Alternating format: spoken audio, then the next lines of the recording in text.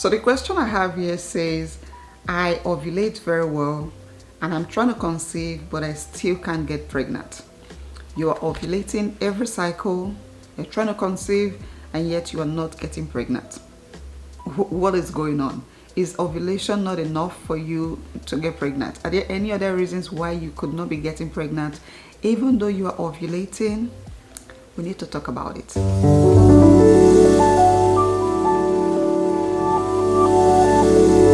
Hey guys, welcome and welcome back to my channel. My name is Nosa. For those of you who are new here, you are very welcome. I am so glad you joined us today. So in today's video, we want to talk about ovulation and your chances to conceive. Yes, before now, you've always believed that if you ovulate, then you should get pregnant. It's like 1 + 1 = 2. But that is not always the case. Ovulation is needed. It is necessary for you to conceive. But ovulation is just a piece in the puzzle. There's a bigger picture where ovulation plays a role. And if everything falls into place, then you will be able to get pregnant. There are some things that need to go right for you to conceive, apart from ovulating. So let us see what those things are. Number 1, for pregnancy to occur, there has to be some healthy sperm present. I know when it comes to getting pregnant, as women, we can easily obsess about our bodies and our fertility. The mere fact that your partner has any role to play, or at least his sperm has a role to play, does not cross our mind. We can easily just put it all on us. It is my sperm, it is my egg, it is my fallopian tube, it is my ovaries. But the fact is, male factors can be a problem. Issues like low sperm production, abnormal sperm movement, and blockages can prevent the delivery of sperm reaching the eggs. And other issues like illnesses, chronic health issues, and infection, injuries, even lifestyle factors like smoking, drinking, weight issues like heavy weight can lead to hormonal imbalance and even aging, just getting older. All of these things can lead to male infertility, which can reduce the chances of conception. So the sperm can reach the egg but fail to fertilize it due to low motility, poor shape, or DNA damage, and all the other factors that we've mentioned. So again, for pregnancy to occur, healthy sperm is needed. The quality of egg is just as important as the quality of sperm. For pregnancy to occur, the egg needs to be genetically viable. The egg itself needs to be healthy and capable of developing properly after fertilization. And not all eggs are the same. Some eggs may have chromosomal issues that may prevent normal fertilization or development. So even with everything else in place, an abnormal egg can lead to failed fertilization, failed conception, or an early loss, a miscarriage. The fallopian tube has to be opened and functional. For pregnancy to occur, your tubes must be open and functional. The fallopian tube is where the egg and the sperm meets together for fertilization. So if there is any kind of blockage in the tubes or any damage in the tubes, that can prevent sperm from reaching the eggs and for pregnancy to occur. Blockages in the fallopian tubes can be caused by issues like PID, pelvic inflammatory disease, endometriosis, or scar tissues from a previous surgery. And in some cases, even a partial blockage in the tubes can prevent the journey of the egg. So again, the fallopian tube needs to be open and functional for pregnancy to occur. Number 4, and this is very important, the uterine lining has to be receptive. The uterine lining is the endometrium where implantation occurs. A fertilized egg needs a supportive environment for it to implant and to grow. Now, if the uterine lining is too thin or hormonally unprepared, then that can prevent or reduce the chances of implantation. Every month in a woman's menstrual cycle, after your period ends, your body starts to prepare for pregnancy. The uterine lining starts to thicken to receive an egg, a fertilized egg. Once the egg is fertilized in the fallopian tube and it has a clear passage, a clear way to come into the endometrium, when it gets there, it is implanted. So again, if you are trying to conceive, you need that very luscious, well-nourished, and thick uterine lining for your egg to implant. So even if the egg is released and is fertilized and it passes through your fallopian tube, if it comes into an environment that is thin, then the chances of pregnancy is low. So the question becomes, what could make my uterine lining thin? Issues like hormonal imbalance.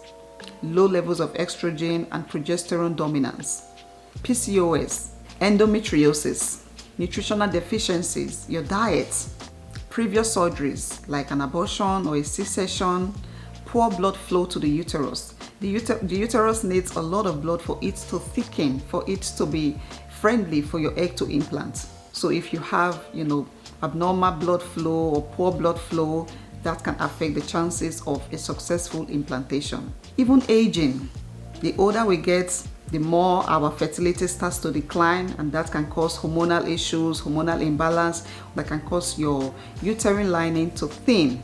But you can watch my video on implantation and things that you can do to improve your endometrium and increase the chances of implantation. I'm going to link those videos up here or in my description box. And lastly, your hormones must be balanced. A balanced hormone is essential for supporting early pregnancy, from ovulation to implantation and beyond. Hormones like progesterone is needed to create and maintain the right environment for pregnancy to thrive. So what can you do to improve your fertility and the chances to conceive even though you are already ovulating? From everything we've talked about so far, if you have some underlying health issues, those need to be addressed.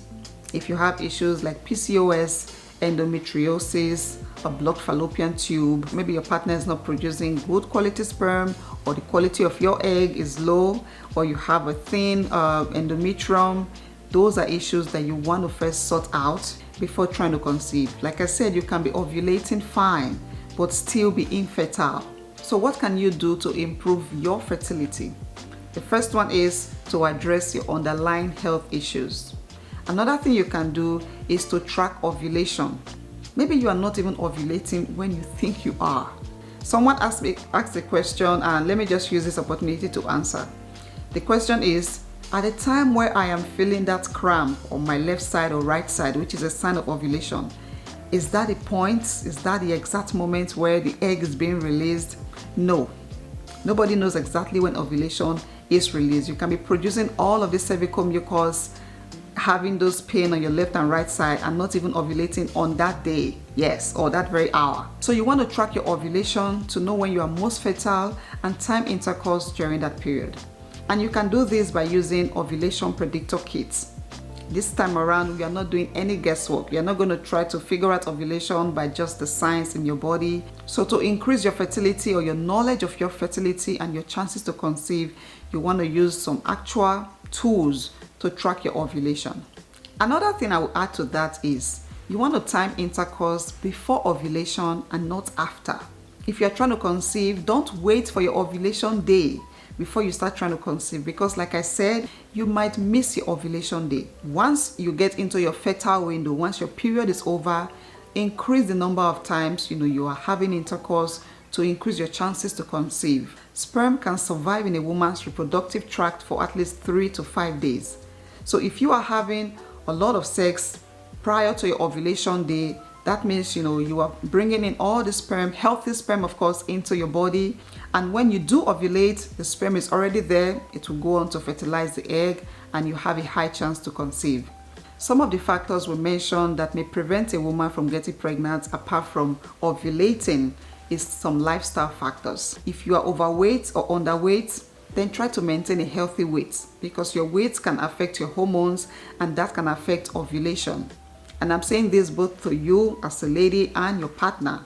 Your partner's weight can also affect his sperm production or sperm health. So try to maintain a healthy weight, quit smoking or drinking if those are things you do. Try to exercise regularly. This is good for your hormones. It is good for your fertility. It is good for your mind and your body. Do everything and anything to manage your stress. This can go a long way in impacting your fertility and your chances to conceive. If you have any nutritional deficiencies, this is a time to focus on that and try to get good nutrients into your body. Eat foods that can help to nourish your egg, nourish your endometrium, improve your hormones, improve blood flow, to the uterine lining, and improve the chances of implantation. Eat healthy, good foods, a lot of grains, a lot of vegetables and fruits. Take your supplements. And lastly, I would like to add that you consider your partner getting a semen analysis, just to rule out any chances that the delay may be coming from there. So these are some things that you can do to improve your fertility, and I hope that you're able to get your desired results. So that will be it for today's video. I hope I was able to answer your question that ovulation is not enough.